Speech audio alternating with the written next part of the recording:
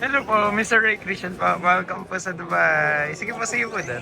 Finally guys, Mr. Ray Christian is in Dubai. Welcome po sa UAE. Guys, so wakas nandito na rin si Mr. Ray Christian sa United Arab Emirates. So welcome po sa Dubai. Kamusta naman po ang biyahe nyo? Okay naman po. Smooth ang lahat sa immigration and all. Okay naman po. Yeah, so okay naman lahat na naging transaction natin ngayon. Pero, ang nangyari is kahapon naiwan si Sir Ray Christian ng sasakyan ng aeroplano. So dahil nga, syempre, minsan talaga walang perfect na agency. Ang nangyari is, nagkamali yung letterhead. So lahat naman po is okay talaga, Okay no? naman po. So dahil sa sobrang dami nating JO or job order na pinaprocess sa Pilipinas, ibang letterhead yung nalagay which is hindi natin na-check. Hindi So, na-check, oh. kasi nagmamadali daw po tayo nun during that time, no? Kasi hinahabol namin yung yung biyahe ng papuntang Cabanatuan pauwi sa amin. Taga Cabanatuan doon pala kayo na Paisiya. Ako din po, Kabiyaw. Kabiyaw, malapit Kabiyaw. lang. So malapit lang. So, ayan, si Mr. Ray Christian. So dapat kahapon pa dito pero ngayon siya nakabalik dito. Ay! So nakakatawa, ang babait naman ng mga tao dito. And also, may mga tanong po sa inyo kahapon. Kasi di ba mali yung letterhead. So ano ang sinabi? Anong ano? Ang sabi sa akin, bet daw ang nakalagay sa contract ko talaga at saka sa UOC ko City Vet. Oo. Tapos yung nasa mali na na contract bakery something. Oo. So nagka-mix up bet daw bet bakery sa kabila tas sa isa City Vet. So sabi ko parang may mali ata sa local agency sa process. Oo. Sabi niya, sige i-contact mo muna yan, i-clarify mo. Tapos yun, kinontak ko kagad. Oo. Pero ang problema, hindi na siya aabot sa flight kasi yung flight is, ang boarding time mga nasa 11:40. Oo. Tapos at that time, mga 11:30 na, tapos patas pa linya. So grabe. So late din pala kayo. Ay hindi po, marami lang po talagang taong nakalinya na. Oo. Kasi marami ring mga taga-agency, mga DH, nakalinya sila, marami sila.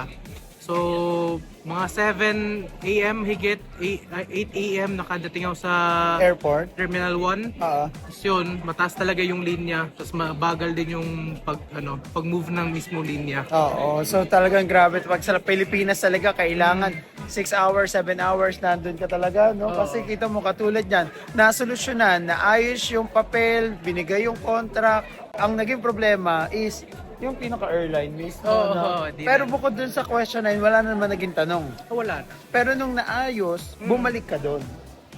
Same kahapon. Iba na yung IO kasi yung kahapon hindi ko na na-encounter. Pero pag ko today, wala nang questions, wala na kasi fixed naman lahat ng papers. Basta guys, meron kang OEC, so talagang walang offload yan. Kasi legal way yung ginagawa natin. And also, si Kuya is magtatrabaho talaga dito sa United Arab Emirates. Ano magiging trabaho niyo dito sa UAE? Receptionist po sa clinic. Sa clinic? Vet clinic. Yeah, so eto, yung clinic nato is medyo matagal na rin na kumukuha ng mga tao sa amin. And yeah, sana mas maging okay kayo dito, Mr. Ray Christian, no? So may mga kamag-anak din po ba kayo dito sa UAE? Meron sisters ko at tita ko. Uy, talaga, buti hindi po kayo pumunta dito sa tourist visa. Plinano, pero syempre nagka-problema din dati. So actually na-offload ako dati. Na-upload pala kayo kahit may kamag-anak na kayo, kahit may kapatid na upload talaga. Oo, kasi hinanapan nila ako ng affidavit of support. Oo. Tapos hindi sila pasok sa criteria sa sa may criteria daw ko ngayon para makakuha ng affidavit of support. Yeah. Kasi guys, alam nyo sa affidavit of support, kailangan ang salary is 10,000 dirhams. Which is hindi naman sa inaano, madalang din naman dito. Yung 10,000 dirhams, lalo na kung bago-bago pa lang din yung mga kamag-anak dito ni Kuya. Okay, and also, so noon, buti, ang swerte nyo kayo yung napasok at no? Kasi eto ang kagandahan, may trabaho ka na talaga na pupuntahan dito. Kaysa naman yung pagdating mo dito, magtuturist ka, maghahanap ka pa ng trabaho, maghahanap ka pa ng bahay. So lahat, aayusin mo pa. Tapos burden pa ng yung kapatid mo yun. Kasi syempre, gastos niya. Hindi rin naman lahat na nandito is madali makahanap ng trabaho. So, saan nyo po muna kami nakita? Actually, ang nag-refer nito sa akin yung girlfriend ko. Siya yung nag-search talaga. Kasi ang gusto talaga niyang country is Dubai. Tapos ako, di ako mahilig mag-search ng online na mga agencies kasi mostly scams nga daw. Tapos yun, sabi niya, pinapanood niya yung mga vlogs mo. Hello po. Si Kimberly Grace Gura. Apo. Pinapanood niya lagi vlog mo.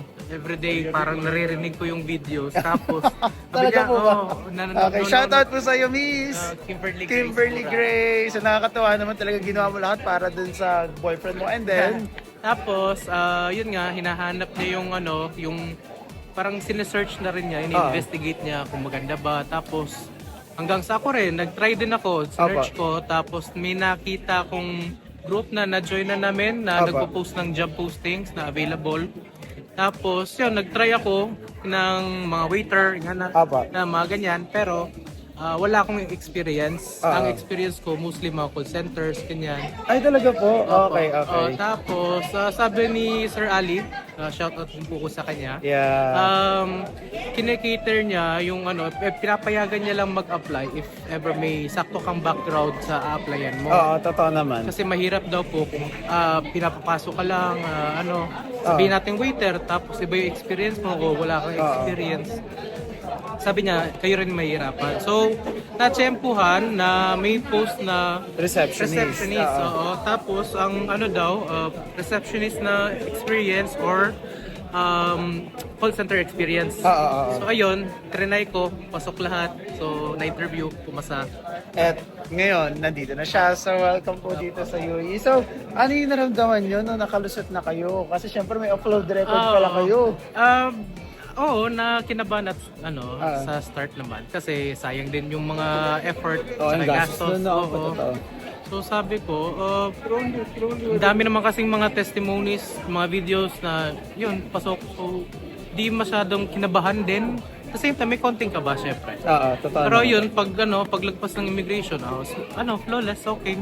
Madali lang lahat pag ganyan. Yeah. So, ito talaga naman pinaka-okay talaga kasi legal, may trabaho. Kasi yun naman talaga yung gagawin natin mga Pilipino kaya ka pupunta dito dati para maghanap ng trabaho din dito. And also, nasan yung mga kamag-anak nyo dito? Bakit hindi kayo sinundo? Actually, nandyan yung tita ko. Nakita nyo na? Opo. Ngayon, medyo nawawala na. Sige, tawagan natin yan. So, yun yung ate ko, busy rin eh. So, hindi na siya nagsundo kasi andyan yung tita ko. yeah. So, saan kayo tutuloy niya? So, hindi pala kayo susunduin ng employer? May nag-contact sa akin na sabi ni Sir Ali parang Driver ng City Vet. Sabi ko, paano ka ako yan? Nandyan rin yung tita ko. Sabi niya, kausapin ko daw si Miss Irish. Kinausap niyo naman po. Hindi po siya nag-reply. Sige, ako tatawagan natin ngayon si Miss Irish kasi si Miss Irish ang HR manager doon sa City Vet at nakakatuwa kayo nakuha. So, marirecommend nyo po ba yung company namin sa mga taong gustong mag-work sa UAE? Sobra, ma-recommend ko. Actually, kinokontak ko si Sir Ali regarding sa girlfriend ko na yun nga, if possible, ang experience kasi niya mas maganda compared sa akin. Tapos, natsetsempuhan lang yung sa kanya sa job posting, ang hinahanap nila mail. So, sabi ko, baka ako pwede rin siya sa cleaner. Kasi sa work niya, nagki-clean din sila actually. Parang all around. Sabi niya, sige, paki-inform si Sir Will na nga daw. Pero meron kami mga cleaner actually. Madami kami. Yun nga kako, kung pwede nga kakong at least mapasok siya doon. Yung tita ko. Hello mo. So, nandito pala yung tita ni ate. Hello mo. So, ini-interview ko lang po siya regarding sa experience. So, ang susunod po pala niya kukunin yung girlfriend niya. Yun, may experience. Tapos, if ever pwede siyang kasi ready naman din yung documents niya. Tapos, may pan-down payments para straight na. If ever pwede, yun nga sana, ma-interview and all para ma-start na. So, syempre guys, alam nyo, yung girlfriend niya ang tumulong sa kanya para makapunta dito. Pagkapos, syempre, di niya pababayaan yung girlfriend niya. So, wag po kayong mambababae dito. Alam ni tita yan, pag dito sa UAE, nag-LDR na, single na. So, yan. Sige, nakikita ko mukhang pagod na pagod ka na rin sa biyahe. For sure, nakakapagod ang biyahe naman talaga. Especially, kahapon ka pa. Doon ka nag-stay sa airport? Or Hindi po. Naghanap lang po ako ng may stayhan na Tiyempo, may murang-murang OT na condo unit. So, doon kayo nag-stay. Okay, so thank you so much po. At sana, mas maging okay kayo dito sa work. Di ba, tita? Mas okay naman talaga may work na pagdating dito kaysa yung yung pumunta dito, pakapos, namumblema pa sila sa employment visa kasi iba hindi binibisahan, di ba? Lalo na ngayon, guys, mahirap ang tourist visa. Yung iba nag-exit, hindi na nakakabalik.